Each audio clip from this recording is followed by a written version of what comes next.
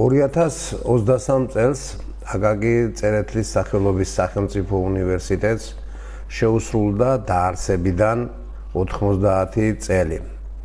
1933 წლის 8 იანვრის საქართველოს ცენტრალური აღმასრულებელი კომიტეტის გადაწყვეტილებით ქუთაისში დაარსდა პედაგოგიური ინსტიტუტი.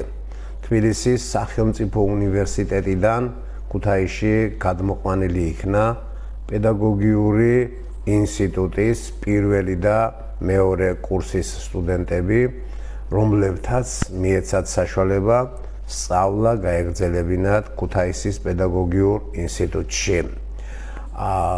სასწავლო პროცესი ქუთაისის პედაგოგიურ ინსტიტუტში განახლდა 1933 წლის 13 თებერვალს.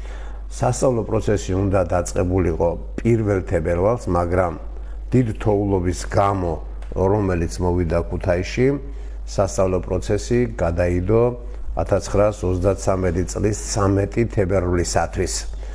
პროფესორამ, რომელმაც თანხმობა განაცხადა ქუთაისში წამოსვლაზე, გიორგი ახვლედიანის მეთაურობით, გაკვალა ის დიდი თოვლი 13 თებერვალს, რომელიც პედაგოგიური ინსტიტუტის ეზოში იდო და პირველი ზარის დარეკვის უფლება მიეცა გიორგი ახვლედიანს და პირველი ლექციის ჩატარების უფლებაც მიეცა გიორგი ახვლედიანს. სწორედ აი აქედან დაფუძნდა ქუთაისის პედაგოგიური ინსტიტუტი, რომელსაც თავდაპირველად ეწოდა აბელ ენუქიძის სახელი, ხოლო 1937 წლიდან მას ეწოდა ალექსანდრე ცნობილი რევოლუციონერის ალექსანდრე წულუგიძის სახელი. 1990 წლის სექტემბერში ქუთაისის პედაგოგიური ინსტიტუტი გარდაიქმნა აკაკი წერეთლის სახელობის სახელმწიფო უნივერსიტეტად.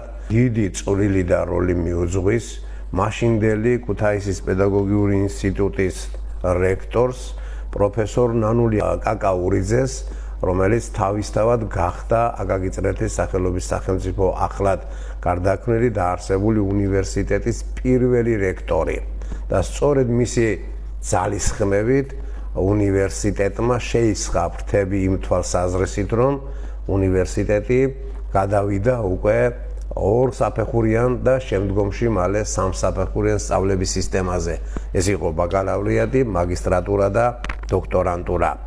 მნიშვნელოვანია ისიც, რომ 2006 წელს მთავრობის გადაწყვეტილებით ქუთაისის აკაკი წერეთლის სახელობის სახელმწიფო უნივერსიტეტისა და ყოფილი ქუთაისის ტექნიკური უნივერსიტეტის ნიკო მუსხელიშვილის სახელობის ტექნიკური უნივერსიტეტის ინტეგრაცია მოხდა და გაერთიანდა ეს ორი უნივერსიტეტი და ამ ორი უნივერსიტეტის ბაზაზე ჩამოყალიბდა აკაკი წერეთლის სახელმწიფო უნივერსიტეტი, რომლის კიდევ უფრო გაფართოება მოხდა 2010 წელს, როდესაც მათ შემოუერთეს სოხუმის სუბტროპიკული მეურნეობის სახელმწიფო უნივერსიტეტი და ჩამოყალიბდა ამ პერიოდისათვის მთლიანობაში აკაკი წერეთლის სახელობის სახელმწიფო უნივერსიტეტი, როგორც მრავალპროფილური, მრავალდარგოვანი უნივერსიტეტი, რომელსაც ამ წუთში 9 ფაკულტეტი გააჩნია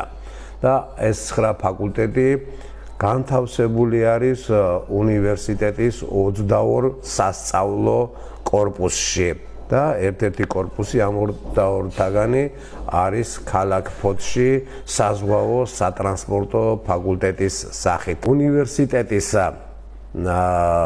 დაარსებაში განსაკუთრებული წვლილი და როლი შეასრულა ცნობილმა მეცნიერმა, ენათმეცნიერმა გიორგი ახვლედიანმა. გიორგი ახვლედიანის საქმიანობა და ცხოვრება დაკავშირებული არის ქუთაისთან. ვინაიდან მისი პიროვნებად ფორმირების პროცესი, ჩამოყალიბების პროცესი სწორედ ქუთაისიდან დაიწყო და ქუთაისში ჩამოყალიბდა. გიორგი ახვლედიანი დაიბადა 1897 წელს ლეჩხუმის სოფელ დერჩი. მას შეთავაზეს პროფესორად დარჩენა სწორედ ხარკოვის უნივერსიტეტში, მაგრამ გიორგი ახვლედიანმა იმ პერიოდისათვის უარი თქვა ხარკოვის უნივერსიტეტში დარჩენაზე, ჩამოვიდა ქუთაისში, მისი პატრიოტული ეროვნული ცნობიერებიდან გამომდინარე, ჩემი მოსაზრებით და მან მუშაობა დაიწყო ქუთაისის ქართულ გიმნაზიაში რუსული ენისა და ლიტერატურის მასწავლებლად. ის იზიარებდა ცნობილი ქართველი პედაგოგის იაკოვ გოგებაშვილის შეხედულებას ამ თვალსაზრისით, რასაც დღევანდელ პედაგოგიკაში და საგანმანათლებლო სივრცეში ხალხურობის პრინციპი ჰქვია, რომ განათლება მისაწვდომი უნდა ყოფილიყო ყველა ფენისათვისა. მაგრამ გიორგი ახვლედიანი დაინიშნა მაშინდელი პედაგოგიური ინსტიტუტის დირექტორის ღენტორ რუხაძისა მოადგილედ. რა იყო ახლა კონკრეტულად მისი ღვაწლი ამ კუთხით? ეს იყო ღვაწლი იმისა, რომ როგორ უნდა მოწყობილიყო მაშინდელი სასწავლო აუდიტორიები, როგორ უნდა წარმართულიყო სალექციო და პრაქტიკული მუშაობა. მნიშვნელოვანი ნაბიჯი გადადგა იმ კუთხით, რომ შემოღებული იქნა გიორგი ახვლედიანის ინიციატივით ლექციები 50 წუთის განმავლობაში, დიდი 15 წუთიანი დასვენებებით. გამოყენებული იქნა იმ დროისათვის მიღებული და პოპულარული ლაბორატორიული ბრიგადული მეთოდის სწავლების პროცესში. შემოღებული იქნა სემინარული მუშაობა. ქუთაისი მისთვის იყო განუყოფელი, განუყრელი ქალაქი. გიორგი ახვლედიანის წვლილი ძალიან დიდი არის ქუთაისის პედაგოგიური ინსტიტუტის დაარსებაში და მადლიერმა ქუთაისლებმა აი ეს მისი დამსახურება იმ კუთხითაც გამოხატეს, რომ 1990 წელს, როდესაც ქუთაისის პედაგოგიური ინსტიტუტის უნივერსიტეტად გარდაქმნა მოხდა, დაისვა საკითხი, თუ ვისი სახელი უნდა მინიჭებოდა ქუთაისის სახელმწიფო უნივერსიტეტს. სამი კანდიდატურის დადგა აკადემიური პერსონალის წინაშე კანდიდატი დადგა. ეს იყო გიორგი ახვლედიანი, ეს იყო იოანე პეტრიცი და ეს იყო აკაკი წერეთელი. თავისთავად ესეც მნიშვნელოვანი იმ თვალსაზრისით, რომ რა როლი შეასრულა გიორგი ახვლედიანმა ქუთაისის პედაგოგიური ინსტიტუტის დაარსებაში და დაფუძნებაში, რომ მისი ერთ-ერთი კანდიდატად ის დასახელდა, მაგრამ მაშინდელმა ალბათ აკადემიურმა პერსონალმა რომელიც ჩატარდა ფარული კენჭისყრით ეს ამ კანდიდატთა დასახელების თუ ვისი სახელი უნდა მინიჭებოდა აკაკი წერეთლის სახელმწიფო უნივერსიტეტს და მაშინდელმა აკადემიურმა პერსონალმა მიიღო ხმათა უმრავლესობით ალბათ გადაწყვეტილება იმისა, რომ ქუთაისი როგორც სავარძო და სამაისო ქალაქი მთლიანობაში უფრო დაკავშირებული იყო აკაკი წერეთელთან, მის საქმიანობასთან, როგორც პოეტური ისე სამწერლო კუთხითა და არჩია, რომ ქუთაისის ახლად ჩამოყალიბებულ სახელმწიფო უნივერსიტეტს სწორედ ეწოდა აკაკი წერეთლის სახელობის სახელმწიფო უნივერსიტეტი. მაგრამ ამითაც არ დამთავრებულა ქუთაისის როლი და მნიშვნელობა და დამოკიდებულება გიორგი ახვლედიანის პიროვნებასთან, მის საზოგადოებრივ და პედაგოგიურ საქმიანობასთან და იმ თვალსაზრისით, რომ აკადემიური საბჭოს გადაწყვეტილებით დაარსდა და დაფუძნდა ქუთაისის პედაგოგიური ინსტიტუტის წერეთლის სახელობის სახელმწიფო უნივერსიტეტის დამფუძნებელ მეცნიერთა ხეივანი. და სწორედ აი ამ დამფუძნებელ მეცნიერთა ხეივანში პატივი ერგო, რომ გიორგი ახვლედიანის პირველი ძეგლი, ბიუსტი გახსნილიყო. იმ როლის აღსანიშნავად, რა როლიც მან შეასრულა ქუთაისის პედაგოგიური ინსტიტუტის დაარსებაში და დაფუძნებაში. მარტო ამითაც არ შემოვიფარგლებით იმ თვალსაზრისით, რომ ამ ძეგლის გახსნა მოხდა 2023 წლის 8 ივნისს და არ შემოვიფარგლებით იმ კუთხითაც, რომ უნივერსიტეტის ქართული ფილოლოგიის დეპარტამენტის ასოცირებული პროფესორის იზოლდა რუსაძისა თაოსნობით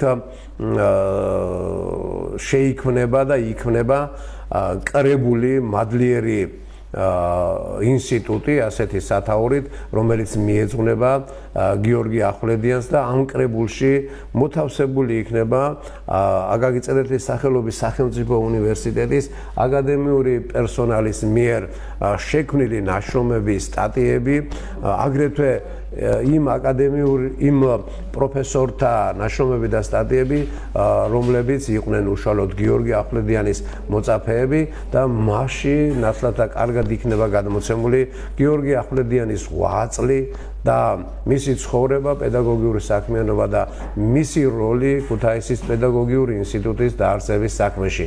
გიორგი ახვლედიანი რომ მოსწრებოდა ამ დღეს მისი ძეგლის გახსნას, დამფუძნებელ მეცნიერ და ხეივანის გახსნას, ის მართლაც ბედნიერი იქნებოდა, იმიტომ რომ დღეს აკაკი წერეთლის სახელობის სახელმწიფო უნივერსიტეტი არის მრავალპროფილური უნივერსიტეტი, არის მრავალდარგოვანი უნივერსიტეტი და არის უნივერსიტეტი, რომელიც ერთ-ერთი გამორჩეული არის თავისი მისიით, თავისი საქმიანობით, თავისი აღზრდილი სტუდენტებით საქართველოში, რეგიონში და ის მნიშვნელოვან როლს თამაშობს ქართულ საგანმანათლებლო სივრცეში. ლობას მოგახსენებთ ინტერესის გამოჩენისათვის ჩვენი უნივერსიტეტის მიმართ. როგორც ცნობილია, აკაკი წერეთლის სახელმწიფო უნივერსიტეტი 90 წლის გახდა. 1933 წლის 13 თებერვალს დიდმა გიორგი ახვლედიანმა როგორც უმაღლეს სასწავლებელში პირველი ლექცია ჩაატარა და აქედან იწყებს ათლას ქუთაისში უმაღლესი სასწავლებელი და ეს არის ნამდვილად ბედნიერება, როდესაც ესეთი ბუმბერაზი ადამიანები ჩამოდიოდნენ და საფუძველს უყრიდნენ ჩვენს უნივერსიტეტს, იმ პერიოდში პედაგოგიურ ინსტიტუტს და მემორიალური დაფაც არის ჩვენთან, ვინც მოღვაწეობდნენ აკადემიკოსები და ნახავთ რაოდენ დიდი მეცნიერები არიან.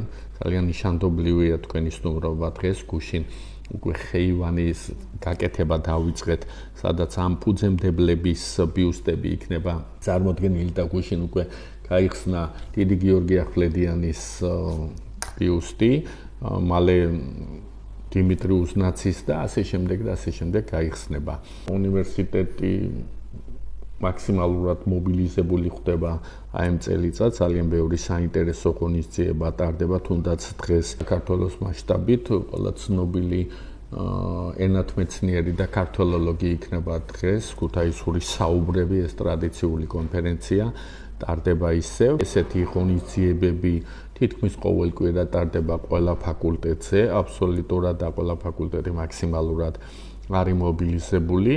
რაც შეეხება სიახლეებს, შემიძლია დიდი სიამაყით თქვა ისიც, რომ აკაკი წერეთლის სახელმწიფო უნივერსიტეტის ჰუმანიტარული ფაკულტეტის 3 მაგისტრი უფასოდ ისწავლის სამხრეთ უელსის უნივერსიტეტში და უკვე კანდიდატებიც შერჩეულია, ეს ახლახან მოხდა დაახლოებით 1 თვის წინ მოხდა ამ მემორანდუმის ხელმოწერა შურის უნივერსიტეტთან მემორანდუმს, სადაც ასევე ბიზნეს ადმინისტრირებისა და პედაგოგიური ფაკულტეტის კურსდამთავრებულებს შეეძლებათ მაგისტრატურაში სწავლის გაგრძელება.